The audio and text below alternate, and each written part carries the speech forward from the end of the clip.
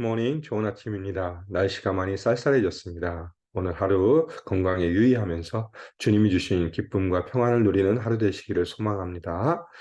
오늘 말씀 같이 나누겠습니다. 잠언 14장 17절부터 35절 말씀입니다.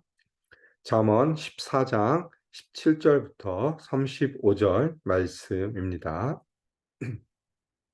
노하기를 속히 하는 자는 어리석은 일을 행하고 악한 계교를 꾀하는 자는 미움을 받느니라. 어리석은 자는 어리석음으로 기업을 삼아도 슬기로운 자는 지식으로 면류관을 삼느니라. 악인은 선인 앞에 엎드리고 불의한 자는 의인의 문에 엎드리느니라. 가난한 자는 이웃에게도 미움을 받게 되나 부유한 자는 친구가 많으니라. 이웃을 업신 여기는 자는 죄를 범하는 자요 빈곤한 자를 불쌍히 여기는 자는 복이 있는 자니라. 악을 도모하는 자는 잘못 가는 것이 아니냐 선을 도모하는 자에게는 인자와 진리가 있느니라. 모든 수고에는 이익이 있어도 입술의 말은 궁핍을 이룰 뿐이니라. 지혜로운 자의 재물은 그의 면류관이요 미련한 자의 소유는 다만 미련한 것이니라. 진실한 증인은 사람의 생명을 구원하여도 거짓말을 뱉는 사람은 속이느니라. 여호와를 경외하는 자에게는 견고한 의뢰가 있나니 그 자녀들에게 피난처가 있으리라.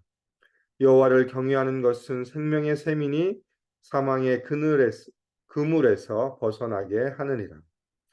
백성이 많은 것은 왕의 영광이요 백성이 적은 것은 주권자의 패망이니라. 노하기를 더디하는 자는 크게 명철하여도 마음이 조급한 자는 어리석음을 나타내느니라. 평온한 마음은 육신의 생명이나 시기는 뼈를 썩게 하느니라. 가난한 사람을 학대하는 자는 그를 지으신 이를 멸시하는 자요 궁핍한 사람을 불쌍히 여기는 자는 주를 공경하는 자니라. 악인은 그의 환난에 엎드러져도 의인은 그의 죽음에도 소망이 있느니라. 지혜는 명철한 자의 마음에 머물거니와 미련한 자의 속에 있는 것은 나느니라. 공의는 나라를 영화롭게 하고 죄는 백성을 욕되게 하느니라. 슬기롭게 행하는 신하는 왕에게 은총을 입고 욕을 끼치는 신하는 그의 진노를 당하니라. 아멘.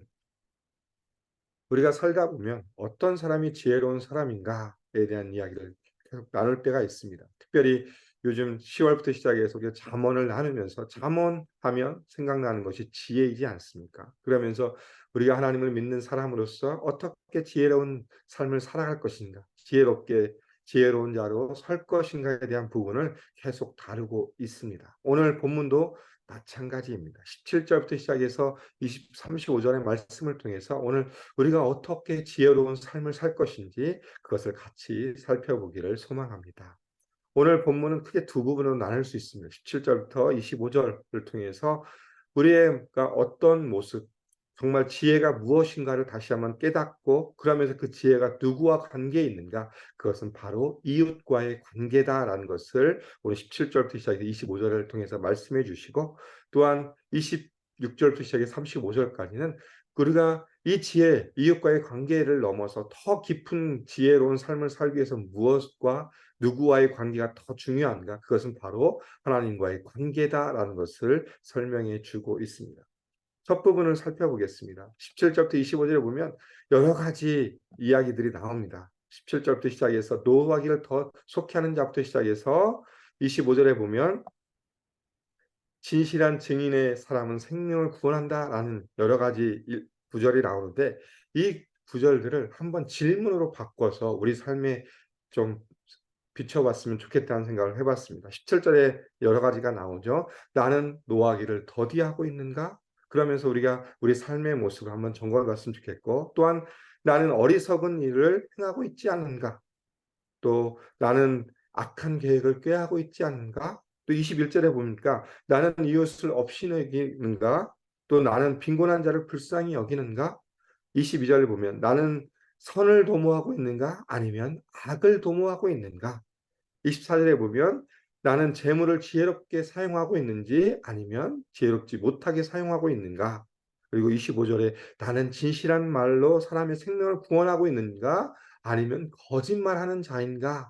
이 구절들, 이 말씀들을 돌려서 우리가 질문의 형식으로 우리의 삶에 적용해 봤으면 좋겠습니다. 그러면서 우리의 삶을 점검해 가는 삶이 되기를 소망합니다. 특별히 오늘 말씀을 묵상하시면서 정말 우리의 삶의 모습 가운데 이 말씀을 적용하면서 질문의 형식으로 바꿔서 그러면서 지혜로운 자는 누구인가를 같이 살펴봤으면 좋겠습니다. 첫 번째 지혜로운 자는 쉽게 노하지 않고 악한 생각을 하지 않는 자입니다. 여기서 노하다라는 의미는 원어적인 의미는 욱하다입니다. 욱하다. 우리가 살다 보면 욱을 할 수밖에 없는 상황이 있죠. 그러나 그 욱하는 상황, 화를 낼 수 있는 상황 가운데서도 더디 내고 있는가? 그러니까 결국 지혜로운 삶은 쉽게 화를 내지 않는 것이고 또한 17절에 보니까 악한 생각을 하지 않는 것이 지혜로운 삶의 모습, 지혜로운 자의 모습이다라고 보여주고 있고 두 번째 지혜로운 자의 모습은 뭡니까? 긍휼한 마음으로 이웃을 불쌍히 여기며 존중하는 것이다라고 말씀해 주고 있습니다. 우리 안에 정말 이웃을 향하여서 어떤 마음을 가지고 있습니까? 업신 여기는 마음을 가지고 있습니까? 아니면 그들을 불쌍한 마음을 품고 있습니까? 결국 우리가 이웃을 향하여 나아갈 때 어떤 마음 가운데 나아가야 되냐? 그것은 바로 긍휼한 마음으로 이웃을 불쌍히 여기며 그를 존중하는 것이 지혜로운 자의 삶이다라는 것을 오늘 말씀해 주고 있습니다. 그리고 세 번째 지혜로운 자는 뭡니까? 자기의 재물을 가지고 이웃을 향하여서 손을 펴는 것이 지혜로운 자다라고 말씀해 주고 있습니다. 24절에 보면 지혜로운 자의 재물은 그의 면류관이요 미련한 자의 소유는 다만 미라는 것이니라. 지혜자의 지혜로운 자의 재물은 그의 면류관, 그 지혜를 통해서 그를 높여주는 것이기 때문에 결국 우리가 자기의 재물을 가지고 이웃을 향하여서 나누고 그들의 필요를 채워주는 것이 바로 지혜로운 자의 삶이다라는 것을 말씀해 주고 있습니다. 그리고 마지막으로 지혜로운 자는 어떤 사람입니까? 25절에 보니까 거짓을 버리고 진실함으로 생명을 살리는 자가 바로 지혜로운 자다라고 말씀해 주고 있습니다. 진실한 증인은 사람의 생명을 구원하여도 거짓말을 뱉는 사람은 속이느니라. 우리가 하나님 앞에서 또 사람들 앞에서 거짓을 버리는 것이 정말 중요하다는 것을 다시 한번 보여주고 있죠. 거짓을 버리고 진실함으로 생명을 살리는 말, 법정 앞에서뿐만 아니라 우리가 사람들 앞에서 증인의 삶을 살 때에 진실함, 거짓 없이 있는 그대로의 말을 통해서 생명을 살리는 삶이 바로 지혜로운 자이다라고 말씀해 주고 있습니다. 오늘 지혜로운 자를 네 가지로 살펴봤습니다. 이 네 가지를 통해서 보여지는 것은 결국 누구와의 관계입니까? 이웃과의 관계입니다. 우리가 화를 내는 것부터 시작해서 악한 생각을 생각하지 않는 것, 또 긍휼한 마음으로 이웃을 불쌍히 여기고 자기 재물을 통해서 이웃을 향해 나눠주는 것, 또 거짓을 하지 않는 이 모든 것을 통해서 보여지는 것은 뭐냐? 지혜로운 자는 이웃에게 초점을 맞추고 그들의 삶을 윤택하는 것이 지혜로운 자이다라고 오늘 본문은 우리에게 말씀해 주고 있습니다. 빌립보서 2장 3절과 4절에 보면 사도 바울이 빌립보 교회 성도들을 향하여서 이렇게 말씀합니다. 아무 일에든지 다툼이나 허영으로 하지 말고 오직 겸손한 마음으로 각각 자기보다 남을 낮게 여기고 각각 자기 일을 돌볼 뿐더러 또한 각각 다른 사람들의 일을 돌보아 나의 기쁨을 충만하게 하라. 사도 바울이 빌립보 교회를 향하여 말씀하신 것처럼 아무 일이든지 다툼과 허영으로 하지 말고 오직 겸손한 마음으로 뭡니까? 각각 자기보다 남을 낮게 여기고 여기서 낮게는 시옷입니다. 받침이 시옷. 지읒이 아니라 다른 사람을 나보다 낮게 여기는 지읒이 아니라 나보다 더 좋게 여기는 낮게 하는 것이다라고 분명히 말씀해 주고 있습니다.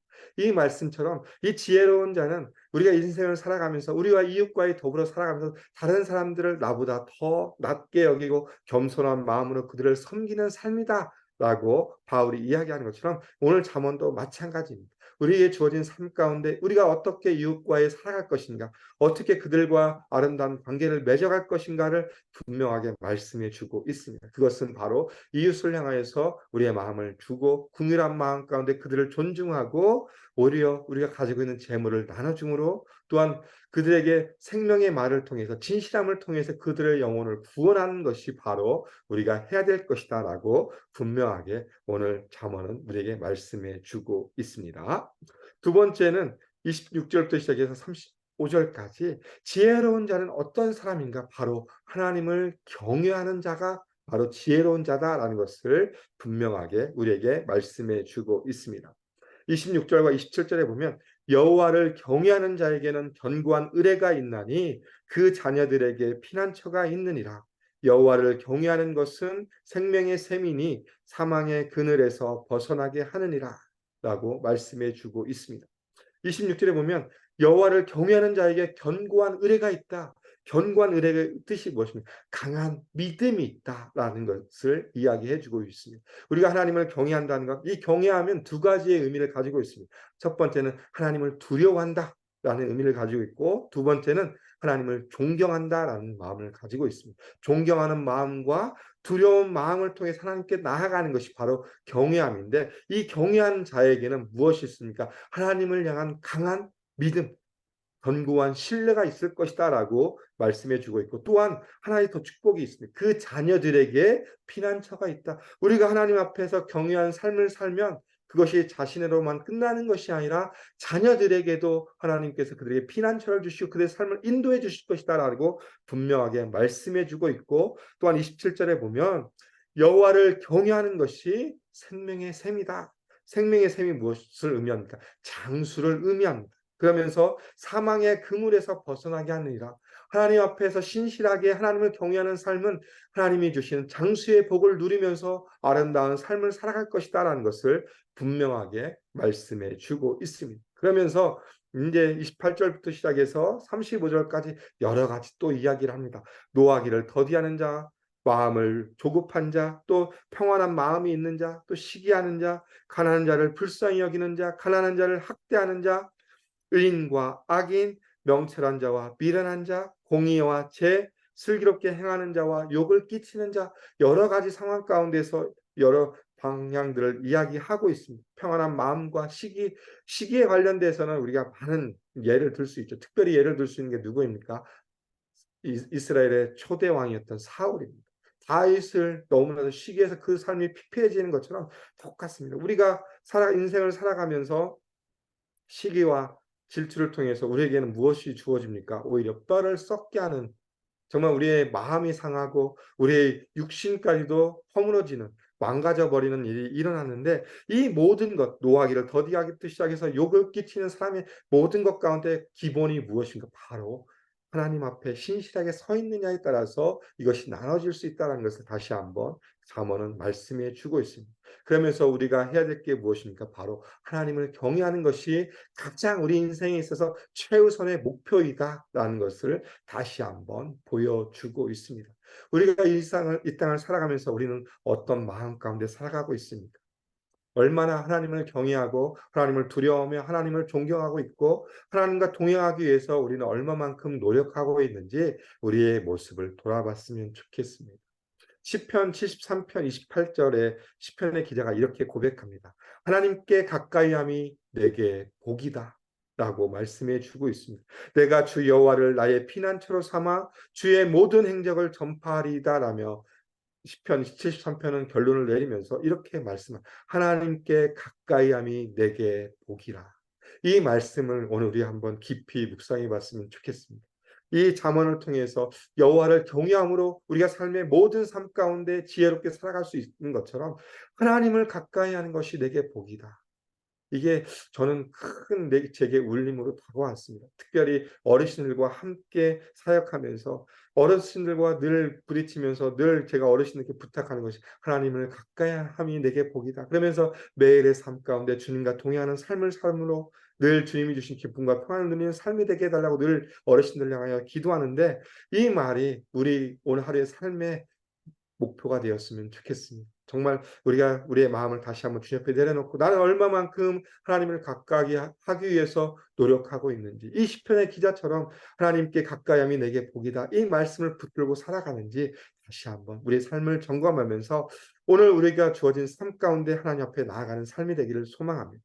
오늘 우리가 잠언을 통해서 오늘 14장을 통해서 두 가지를 살펴보았습니다. 지혜로운 삶은 이웃을 향하여 손을 펴는 것이고 이웃을 향하여 존경하는 것이고 이웃을 불쌍히 여기는 삶이다라고 이야기하고 있고, 또 하나는 더 중요한 건 뭐냐? 우리가 이웃과의 관계에도 더 중요하지만 그 관계를 뛰어넘어 더 중요한 것은 하나님과 올바른 관계 가운데 하나님을 경외하고 있는 삶을 살아가고 있는지 다시 한번 우리 삶을 점검하기를 소망합니다. 오늘 우리가 하루를 살아갈 때 다시 한번 하나님 앞에 가까이 나아가고 하나님과 동행함으로 하나님이 주신 기쁨과 평안과 즐거움을 누리는 귀한 삶, 복된 삶이 되기를 주님의 이름으로 소망하며 축복합니다. 함께 기도하겠습니다. 하나님 감사합니다. 오늘 또 잠언 14장을 통하여서 다시 한번 우리가 어떻게 하나님의 백성으로 하나님의 자녀로 살아가면서 신실하게 지혜롭게 살아갈 것인지 살펴보았습니다. 그것은 이웃을 향하여서 우리의 마음을 펴고 그들을 불쌍히 여기고 긍휼히 여기는 마음 가운데 그들에게 나아가는 것이고, 또 그보다 더 중요한 최우선의 과제는 하나님과의 신실함, 하나님 앞에 경외함으로 하나님을 두려워하며 존중함으로 존경하는 마음 가운데 나아가 주님과의 친밀한 교제 가운데 나아가 주님이 주신 기쁨과 평안을 누리고 그것을 이 땅 가운데 또 이웃에게 흘려보내는 삶임을 다시 한번 생각하게 하여 주셔서 감사합니다. 하나님, 오늘 하루의 삶도 주님 앞에 있음을 고백합니다. 시편의 기자의 고백처럼 하나님을 가까이 함이 내게 복이다. 이 말씀을 다시 한번 깊이 묵상하며 하나님과 더 친밀한 교제 가운데 가까이 나아갈 수 있도록 하나님께서 함께해 주시고, 오늘 하루 정말 성령께서 함께하여 주심으로 말미암아 여기까지 강건함을 누리며 주님을 이름을 위해 살아가는 귀한 삶이 될 수 있도록 인도해 주시고, 지혜로운 삶을 통해서 하나님의 영광을 올려드리는 귀한 삶이 될 수 있도록 오늘 하루도 인도해 주시며 함께하여 주시옵소서. 주님 앞에 오늘 하루도 온전히 맡겨드리오니 하나님 함께해 주시며 우리의 삶 가운데 늘 주의 기쁨과 평안을 허락하여 주시옵소서. 주님 감사합니다. 예수님 이름으로 기도드립니다. 아멘. 이 시간 우리 합심으로 같이 기도하겠습니다. 오늘 말씀을 기억하시면서 다시 한번 우리의 믿음의 결단 가운데 나아갔으면 좋겠습니다. 하나님을 더 깊이 신뢰하며 하나님 앞에 경외함으로 나아가는 삶이 될 수 있도록 위에서 기도 부탁드리겠습니다. 두 번째 기도해 주실 것은 우리 교회의 비전입니다. 예수산책 AKPC 말씀 제자 미션을 공동체로 우리 교회가 아름답게 세워지고 하나님이 쓰시기에 합당한 공동체로 세워질 수 있도록 위에서 기도 부탁드리겠습니다. 세 번째 기도 제목은 내일 있을 또 목자 목녀 모임 가운데 함께 해주시고 사랑하는 목자 목녀님들 또 내일 모임을 통해서 새로운 힘을 얻게 해주시고 잘 섬길 수 있도록 하나님 함께 다 기도해 주시고, 특별히 이번 주일 세례식이 있습니다. 내일 또 문답이 있고 주일날 세례식이 있는데 이 유아 세례 또 세례 입교에 참여하는 모든 자들 가운데 하나님 함께 해주시고 그리스도의 연합의 놀라운 풍성한 은혜를 누리는 귀한 시간 되게 해달라고 기도 부탁드리겠습니다. 마지막으로 참비아에 선교하고 계시는 우리 김영구 선교사님, 김명의 선교사님을 기도해 주시고 목장에서 후원한 선교사님들을 위해 기도 부탁드리겠습니다. 투병 중인 성도님들의 치유와 회복을 위해 기도해 주시고, 또 재정적인 어려움과 또 신분의 어려움 가운데 있는 지체들을 위해서 하나님 함께 해달라고 그들의 마음을 위로해 달라고 합심으로 같이 기도하고 일상의 삶으로 나아가겠습니다. 함께 기도하겠습니다.